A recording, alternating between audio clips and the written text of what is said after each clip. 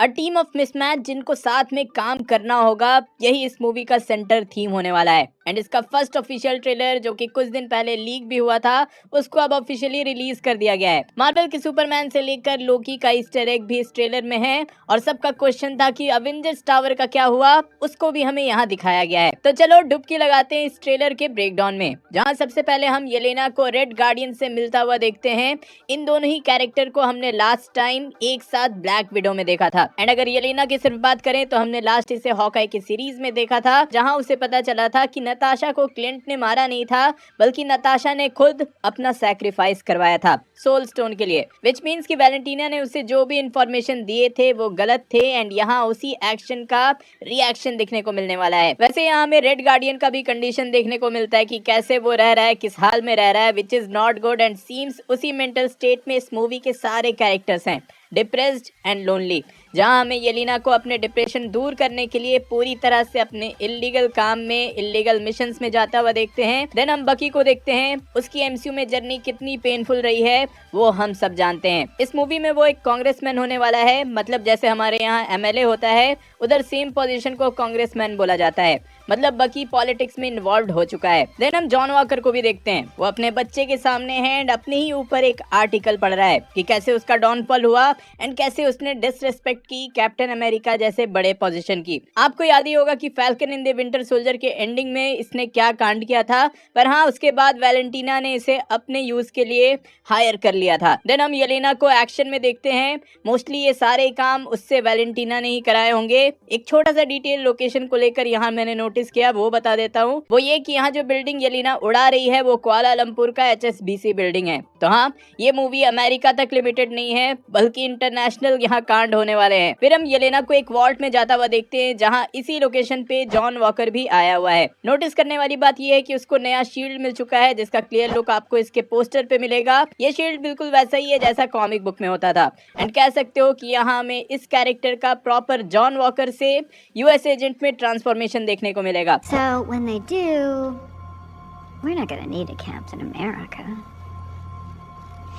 We're gonna need a US agent. इसी location पे हम अगेन टास्क मास्टर को देखते हैं। इसे भी हमने लास्ट ब्लैक विडो की मूवी में देखा था एंड क्लियरली इस कैरेक्टर को बिल्कुल ही न्यू लुक मिला है। एंड सिमिलरली घोस्ट जिसे हमने एंटमैन एंड द वास्प में देखा था, उसे भी यहाँ न्यू लुक मिला है। बट देखो इन सबको साइड में रखते हैं भाई, यहाँ सबसे इम्पोर्टेंट कैरेक्टर की एंट्री होती है, वो है बॉब।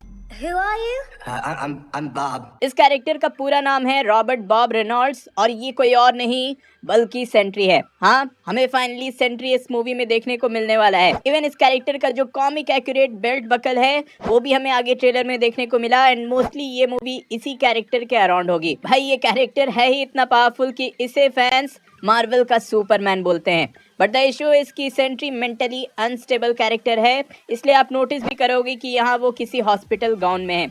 शॉर्ट में बताऊं तो इस कैरेक्टर को भी सुपर सोल्जर सीरम का एक वर्जन दिया गया था। मोस्टली वैलेंटीना ने ही इसके ऊपर वो एक्सपेरिमेंट कराए होंगे एंड वो सुपर सोल्जर सीरम नॉर्मल से कह सकते हो कि 100 टाइम्स ज्यादा पावरफुल था, जिससे कि इस कैरेक्टर के लिए बोला जाता है कि सेंट्री के पास पावर ऑफ 1000 सन्स हैं। और हल्क के जैसा इसमें एक अलग पर्सनालिटी भी है। कॉमिक्स में इस अलग पर्सनालिटी को एक एविल एंटिटी वॉइड कंट्रोल करता था।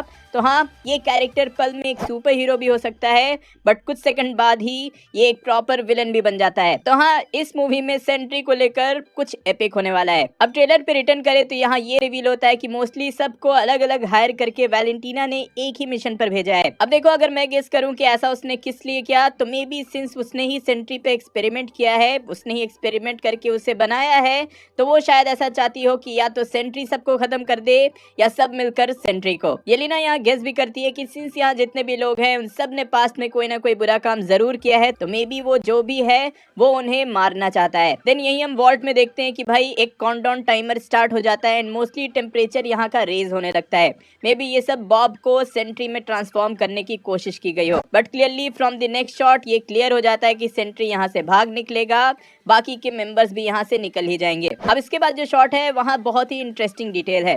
हमें एक पार्टी फंक्शन का सीन दिखाया जाता है, जहां अगर आप इस पोस्टर पे ध्यान दोगे तो भाई मेंशन है बैटल ऑफ न्यूयॉर्क का, जो कि हमने अवेंजर्स की फर्स्ट मूवी में देखने को मिला ही था। तो सॉर्ट ऑफ ये जो पार्टी है वो may be anniversary type celebrate की जा रही हो या फंड रेजिंग के लिए भी ऐसी पार्टीज होती हैं। फंड रेजिंग में इसलिए बोल रहा हूँ क्योंकि यहाँ पर डिस्प्ले पे कोई और नहीं बल्कि लोकी का सेप्टर रखा हुआ है। अवेंजर्स की फर्स्ट मूवी में लोकी ने माइंड स्टोन का यूज इसी सेप्टर से किया था और पूरा कांड जो हुआ था वो इसी सेप्टर के अराउंड हुआ था। तो हाँ, मोस्टली फंड रेज करने के लिए इसका ऑक्शन किया जा रहा हो। भाई ऐसा मान लो कि लोकी अब इतना इंपॉर्टेंट कैरेक्टर हो चुका है कि उसके रेफरेंस हमें और भी कई मूवीज में फ्यूचर में मिलेंगे ही मिलेंगे। यही हमें वैलेंटीना का फर्स्ट लुक भी मिलता है, देन कई सारे एक्शन सीक्वेंस दिखाए जाते हैं एंड फाइनली हमें बकी उसके वाइब्रेनियम आर्म्स के साथ दिखता है।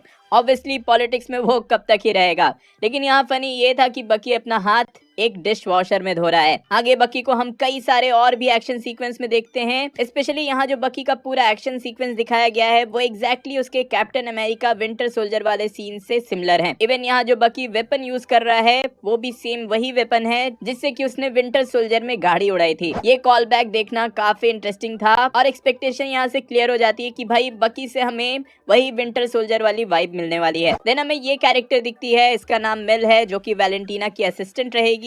एंड यहाँ स्क्रीन पे ध्यान दोगे तो ऑब्वियसली किसी ह्यूमन पे एक्सपेरिमेंट किया जा रहा है। हार्ट की इमेजेस आप यहाँ देख सकते हो एंड लाइट फ्लिकर हो रहे हैं, विच मीन्स कि भाई यहाँ कोई और नहीं बल्कि सेंट्री पे ही एक्सपेरिमेंट किए जा रहे हैं। मोस्टली ये उसी वॉल्ट का सीन होगा एंड एंडिंग में मिलता है हमें मनी शॉट, जहाँ हम सारे थंडरबोल्ट्स के मेंबर्स को एक साथ देखते हैं।